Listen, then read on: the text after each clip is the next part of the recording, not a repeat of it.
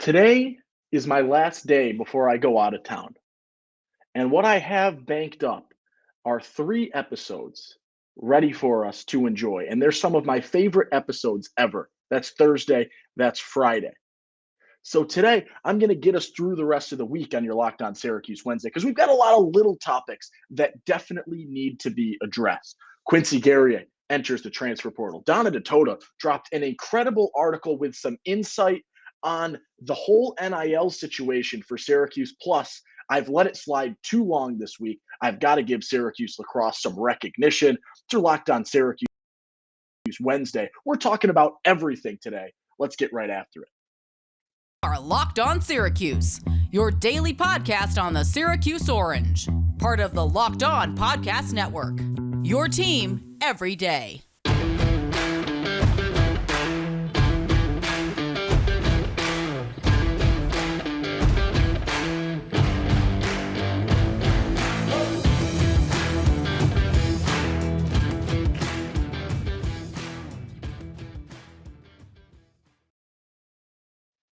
What's up? What's happening? Happy Wednesday, almost at Thursday. I've been recording episodes left, right, everywhere. Thursday episode, Friday episode. The rest of the week is pretty much set in stone at this point in time. Some huge episodes waiting. And so thank you for making it your first listen today, tomorrow, Friday, the rest of the week, every day for all of eternity. Thank you for making Locked On Syracuse your first listen today and every day. We're free and available wherever you get podcasts, part of the Locked On Podcast Network. I'm Owen Valentine. Today, it's almost like a this, that, and the other thing. If you guys remember that, we did a couple of those episodes over the summer back when Bones was still on the show.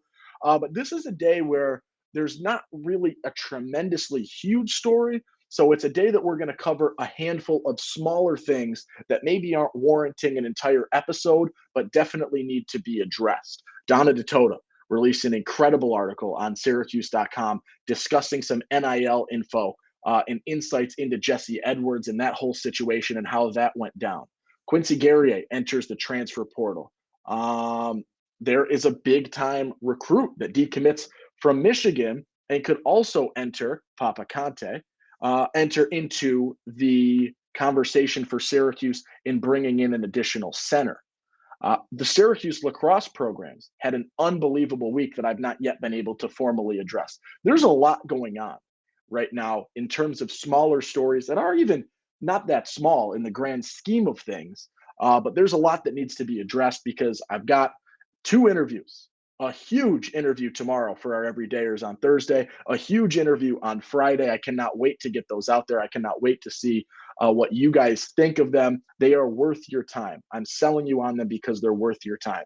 But there are some things that need to be covered because I will not be recording again until our Monday episode. So I want to make sure that we hit on these things before I get out for the rest of the week. First thing, I guess let's start with the latest in Syracuse basketball and talk a little bit about that center situation. Adrian Autry, in an interview with John Rothstein on his podcast earlier this week, talked about how he needs 3 players in the portal, 2 more guards and a center. You got guard number 1 in Chance Westry. I don't know if guard number 2 would involve Judah coming back. Does it check that box, or is it another guard on top of that? But the big one in terms of Syracuse and the necessity, as I think pretty much everybody in the Syracuse basketball fan base, coaching staff, community understands, is you want to go out in the portal and you need to get yourself a center that can come in and contribute immediately. Right now, you've got some guys. I think you know what you have in Monir Hema. And I think Monir Hema is best supplementary center, a number 2, a guy that's coming in if you're in foul trouble, a guy that's coming in for different points throughout the game to give a little bit of rest, situational stuff. He's got the defensive ability in a decent capacity. The offense isn't what you need it to be for me to say, yeah, Monir Hema is a number 1 center and a guy that you are really comfortable going into a season with, knowing that he's your guy. Peter Carey, William Patterson have a lot of potential and can get to a level of Jesse Edwards. And I think when given a few years, can get the growth that you saw from Jesse. Maybe they're not as good as Jesse when all is said and done, but they have the potential, the height, the size, the athleticism, the skill sets to be able to build as a guy that can contribute big time later on after maybe a little bit of developing. What you want is a guy that can come in and be your starting center now. You are not looking for a guy that is developing. You want a guy that is what he is and can go even further than that. But I want a guy right now, and I think I'm not alone in saying this, but I want a center right now that can come in and you know what you've got from him, and he's got even more in the tank in terms of upward potential. I don't want a guy that has a question mark and can get there if some things work out. And we've had episodes a lot in the past couple of weeks discussing these names. And we're just going to reiterate that today. There's 3, maybe 4 names in the mix of guys that you've seen Syracuse reach out to and guys that Syracuse has talked to in some capacity. The first name is the first name on everybody's list. It's Hunter Dickinson. I'm going to tell you this. It doesn't look good for Dickinson. Dickinson has 3 visits scheduled. It doesn't look like he's adding Syracuse with regards to an additional visit. And in his list of things, right, Syracuse has reached out. Syracuse assistant coach Brendan Strawn used to be his AAU coach, or used to coach Team Takeover where he played AAU. Dickinson gave Syracuse sort of a courtesy Zoom call. And I think that's sort of the end of it, which is okay. I like that they're in the conversation. I like that they had enough pull to get a call, but he's not a guy that I think is coming to Syracuse right now, if I am going to predict. The rest of these names are guys that I think you genuinely have a chance at. Abu Usman from North Texas, a guy that, shoots pretty good, a post-up big, not really shoots really good, finishes really well, is a really diverse bag in terms of ability to finish at the rim, and is going to be your first true sort of post-up big in some time for Syracuse, right? You look at what Jeff big by any means. Guys, you look at guys like Pascal Chukwu. You haven't really seen a post-up big since maybe Rakeem Christmas, but I think you could argue that your last true post-up big could even be Arinze back at the turn of the 2010s. You can argue for Christmas for sure, but you haven't really had a true dominant big man in terms of a post-up big in some time, and Abu Usman presents that ability. Seems like he's a guy that can come in defensively, offensively, be a contributor. Another name, a guy from Oklahoma State, is Moussa Cisse. My concern with him, and this was talked about a little bit by Mike McAllister yesterday, is he is not necessarily immediately eligible. And if you can't get him cleared to play next year, I will be completely honest, I'm not sure I want Cisse. He is a very talented player, a guy with a lot of offensive potential, really solid defensive guy, and a guy that you'd want to be on your team. And I think a guy that, in terms of replacing Jesse Edwards, he is one of the guys that can do the most in doing so, with the defensive ability, with his ability to score. I think he's a little bit of a hit offensively, but defensively, I'm really impressed with what I've seen from him. The question, though, is can you get that cleared? Can you get the transfer clearance to be able to be immediately eligible? McAllister seemed to think that would be a likely thing, but if that's not pretty much a guarantee, I don't think Cisse is the answer, because I think you have enough young centers that you can develop that if you're giving Cisse a year, is it really worth the spot? You want a guy that can come in and impact you right now, and that's where recently, courtesy of a decommitment, you have something on the docket. And this is something where Syracuse had reached out in the past. I think Autry had reached out and been the head on that, courtesy of Noon's Magician with an article on that. Noon's did an article on all these guys. If you want to check that out, we've also done episodes where we've broken down most of these players in the past as well, if you want to check any of those out. But the guy in Papakante is a 4-star player, top 80 player in the class of 2023, and is a guy that I think has a little bit of a question mark, but a guy that I think could come in and be a contributor immediately, which is what you need in that center spot. All right, we'll take a quick break. We'll chat a little bit about our friends at FanDuel. And on the other side, we'll talk about a really, really interesting article from Donna DeToda at Syracuse.com that details, with the head of the 315 Foundation, some of the issues that Syracuse is facing with NIL and some of the complications that led to Jesse Edwards ending up having to transfer to West Virginia. How did Jesse Edwards slip out of the hands of Syracuse and end up in another location? We'll break that all down in a second. But first, grand slams, no hitters, double plays, they're all back, and there's no better place to get in on the MLB action than FanDuel. It's America's #1 sports book. And that's because right now, new customers can step up to the plate with a no-sweat first bet up to $1,000. Go to FanDuel.com/lockedon to sign up. Place your first bet, get up to $1,000 back in bonus bets if you don't win. You can hit Aaron Judge to hit a home run. You can pick Garrett Cole to hit his strikeouts over. Build a same-game parlay. Have some fun. Favorite match of the day. Throw 2 or 3 legs together. Boost those odds. And don't miss your chance to get a no-sweat first bet up to $1,000 when you join FanDuel today. Just go to FanDuel.com/lockedon to sign up. FanDuel, official partner of Major League Baseball. All right, we talked about what Syracuse needs to do basketball-wise in terms of getting into the portal and bringing in a center that can contribute immediately. That is essential. That is paramount for Syracuse's success next season. But one of the biggest stories of the last week has been Jesse Edwards' transfer. And, you hear numbers of 750,000 is what he ended up getting NIL-wise. He made some comments in interviews about how Syracuse couldn't offer him what he needed NIL-wise, and he doesn't know what Syracuse is doing in terms of NIL, which were very concerning. And you sort of wanted to give it a little bit of time to dilute and figure out, how things can go in that regard.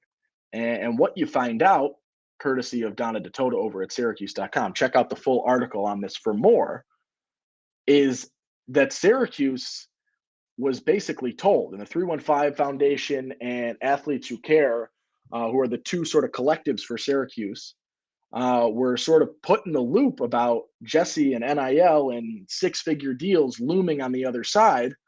And quite frankly, they were unprepared. This was a quote from the head of the 315 Foundation with a guy named Mike Bristol, who was talking about how they weren't ready for the international deal that would have had to be made courtesy of Jesse Edwards' student visa. And that they tried. And for a couple of weeks they worked, but there were deadlines. And Jesse was going to go into the portal when that deadline hit. And they couldn't figure out enough or find a way internationally to get that done before Jesse made his decision. And that was ultimately the reason why Syracuse was unable to bring him in. Now, I will say this, courtesy of this article, courtesy of On3, West Virginia has been deemed the #1 collective. And the collectives in West Virginia have been deemed the best in the country from what they have done basketball-wise this offseason. They're bringing in big-time players, and they are bringing in players who are signing big-time NIL deals. And, when you talk to guys from West Virginia, they didn't sign deals. This wasn't a part of the negotiation. This isn't why they transferred. We know that, in quotes, that's the reality. But the true reality, when you look in the crystal ball, when you see what's going on, is that these teams are pitching their NIL. And when you've got a collective like West Virginia does, who's got deep pockets and is ready to dish it out, they are going to be in players' ears about what they can do for you and the international loopholes that they found, courtesy of an appearance overseas, courtesy of some promo shot in Canada, whatever it might be. You got to be outside of the state. And then you can use that stuff wherever. But you got to find those international loopholes to get around the student F1 visa. And that's what West Virginia was able to do.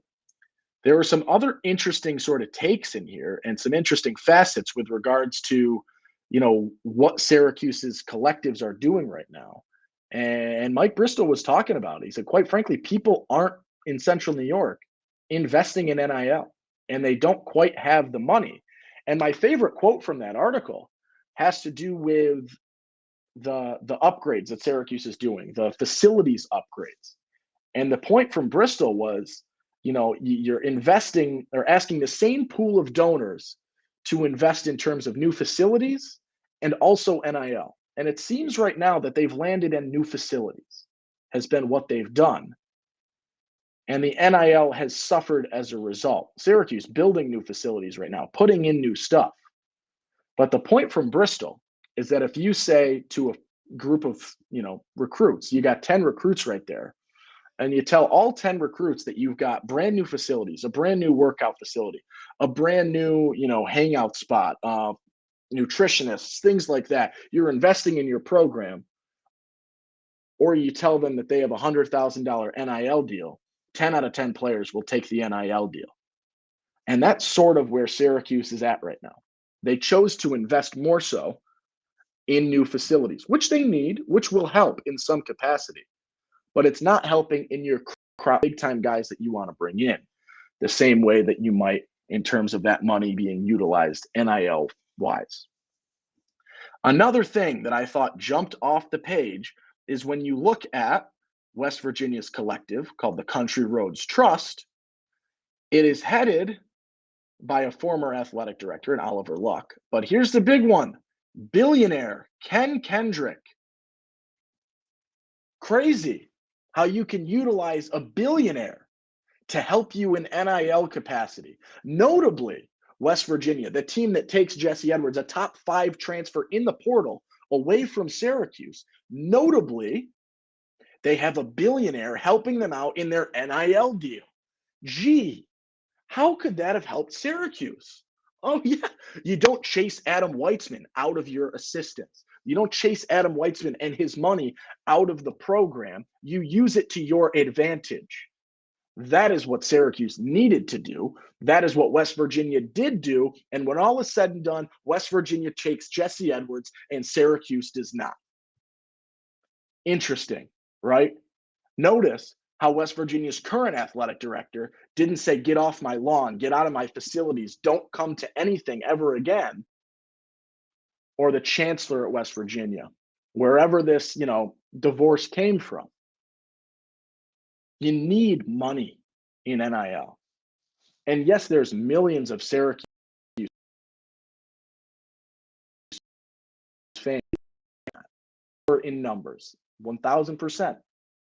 But there's simplicity in one man's checkbook. And that is what Syracuse has forfeit, what Syracuse has lost. And this article from Donna DeToda has further exploited that in terms of Syracuse's handling of NIL. There's the rant portion of this episode today. I hope you enjoyed it. We had a few more things to hit on today. One of which, former Syracuse basketball player, has entered the portal. Quincy Querrier hits the portal after 2 seasons in Syracuse, a couple of seasons at Oregon, and he heads back into the transfer portal for a grad year. Now, the grass isn't always greener on the other side. And that's what you learned with Quincy.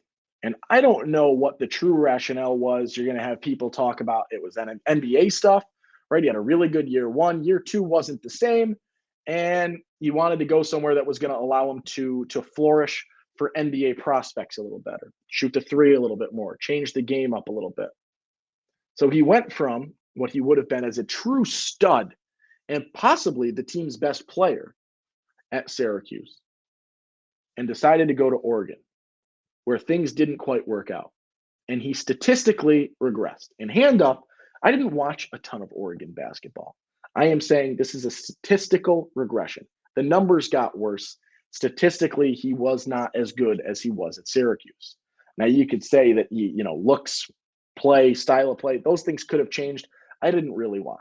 Okay, so I'm speaking strictly on numbers. There was a regression. And now he's back in the portal. And I said this on Twitter yesterday, and I think, 60 plus of you have agreed already. I wish he had just stayed here. And I'm going to make a take right now that I don't think is all too hot. I don't want him back right now. And you can disagree with me. If you think, I'm wrong, go ahead and share it. That's fine. But I don't think I want him back. I think bringing Quincy back in does more harm for this team in the long run than good in the short term. Right now, you've got a group of forwards that have the potential to have a tremendous jump in year 2/3. Malik Brown, Benny Williams, Chris Bell, Justin Taylor. And I think if you throw a guy like Quincy Querrier in the mix, That's going to force some players out, and you're going to lose the future for a bit of an upgrade in terms of now. I don't want it. I don't want him back in. I don't think that does what you need him to do. And I think with limited remaining roster spots, there are more valuable positions that need to be filled. The center, and because of the lingering question marks surrounding Judah Mintz, the guards. You've got a guy in J.J. Starling, a guy in Quadir Copeland, a guy in Chance Westry. And Westry and Copeland are question marks. So especially if you lose Judah, another guard is paramount, incredibly important. So be aware of that. I don't think you need a forward right now, but I think you need a center and a guard, and that's where you're going to get the most benefit without hindering the development and the progression that you can expect out of the current forward situation at Syracuse. Once again, if you disagree, if you want him back, let me know. That's fine. I'm here to listen. I'm here to read the argument. Let me know, why you'd want him back, or, I'm not here to say that you don't want the best player available at all times, right? Put competition in. Bring as many top tier players as you can and have them duke it out at practice so you can bring the cream to the top. I'm not saying that's not a good idea. I'm saying Quincy isn't good enough in terms of a jump from what is there now to what he can do to warrant the setbacks that I think coincide with him coming in terms of guys transferring out. Last thing today. North Carolina lacrosse got exposed by Syracuse men's and women's lacrosse this past weekend. Syracuse men's lacrosse was on the outside looking in at the NCAA tournament, and now the season is in their hands with a couple of games left. They look outstanding. They're playing with a revitalized energy, and this team has grown incredibly well in just a few months under Gary Gait. A really, really young team has grown to tremendous heights and is theoretically in very good shape to make the tournament as a top 15 team in the country. Cuse women's lax, as we know damn well, get on the train if you're not on the train. You don't need no ticket. Just get on board. Undefeated. Knocked off another top 5 team in North Carolina this past weekend. The number 1 team in the country. 15-0. Absolutely electric. Senior night, I believe, is tomorrow in the Dome on Thursday. Go out, support, please. I am not going to be in Syracuse tomorrow, so I cannot, but go out, support, because you're not only witnessing the number 1 team in the country, but you are very, very likely to see Megan Tyrell break the all-time points record in the Dome tomorrow. This team is fun. Their defense is second to none. Their goalkeeping is phenomenal. Amazing. Incredible.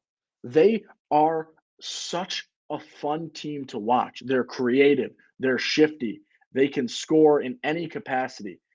Between Ward, Tyrells, Carney, so many other guys or girls on that team are absolutely electric. And I feel like I default to the word electric too much, but that is the correct thing in terms of this team because that is what they do.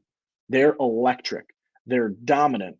And they're fun. Literally, every player on the field is arguably one of the best in the country in their respective positions. Delaney Schweitzer, between the pipes, I believe is reigning ACC Player of the Week, and just saves every shot.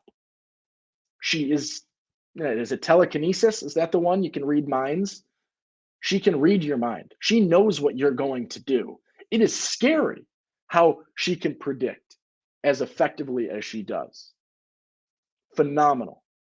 Watch this Cuse women's lax team because you're seeing something special from Coach Trainer and company and every player that touches the field for Syracuse women's lax. Go support. Let them know you're there. Even if this is the first lacrosse game you've ever watched in your life or the first women's lacrosse game you've ever watched in your life, go support. because something special is happening. We watched something similar with Cuse men's soccer in the fall. Springtime is here, and the coffee beans are percolating, and you are ready for something special to happen. Get on the train, enjoy it, and watch. All right, that'll do it for today's episode. We covered a lot. Wrap this up by saying tomorrow's episode is one you don't want to miss. We're getting introduced to a player that you will see very soon in Central New York. And he's got a lot to say. A really, really fun interview in that capacity. Friday, got Syracuse football returning. And we've got a lot to talk about with regards to the Syracuse football team. Some big time episodes. I know that because they're already recorded. They exist. I know they're good. I'm not lying to you on a theoretical idea. Tune in the rest of the week. It's worth your time. Until then, though, I'm Owen Valentine. Thank you so much for listening today. Subscribe, like, watch another video, turn the notification bell on. Today I'm posting at like 1 p.m. It's a weird time. I'm sorry. I had some things come up. But what you can do is when you turn that notification bell on, you get instantly notified when the video goes live. It goes a long way. So I'm Owen Valentine. Thanks for tuning in. Be kind today. Make somebody smile. Do something good with your life. I'll catch you. Tomorrow you'll hear from me, but I will not be recording again until Sunday or Monday. So long.